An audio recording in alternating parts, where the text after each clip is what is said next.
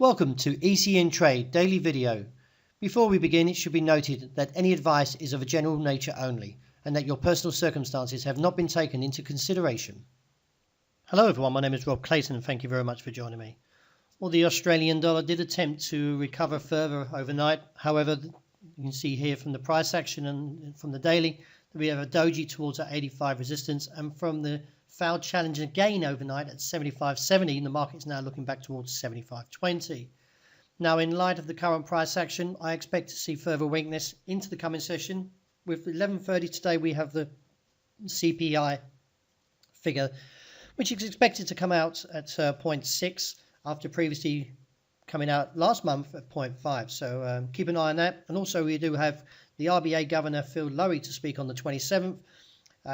So we do need to keep a close watch there. After the RBA minutes did mention more of a dovish statement, so the market will be pretty much on its toes to see what comes out from that speech. Any advances towards the upside, as I mentioned earlier, resistance is at 85 and further supply seen towards 76 handle, with downside target beneath 75.20 to 74.70 and lower to 74.25.30. Well, the euro is a little bit on the bullish side still, as the US dollar is still struggling to recover.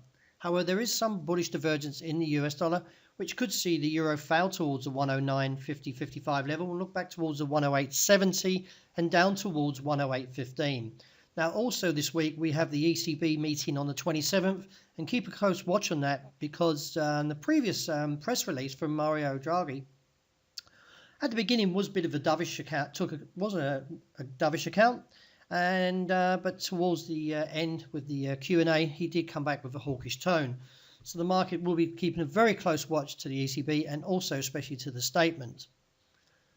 Dollar yen still very impressively holding to its bullish stance as it looks towards that key level of 111.40.55, which was previously rejected. Now, a sustained break above there would give further scope towards initial target of where I bring the daily trend line in on the weeklies. You can see here quite firmly, and then if we look to the dailies, it comes in around 112.80 to 113.10, which may put a stop on this rally. Any pullback or rejection from 111.40.55 would look towards 110.50.60 and reassess from there. Well, the sterling pretty much going nowhere in the last 48 hours after it excelled last week of 400 points, which was triggered by Prime Minister Theresa May with a snap election on the June the 8th. However, looking at the market, we could see another 24 hours of consolidation and holding in a band of 127.65 to 128.50.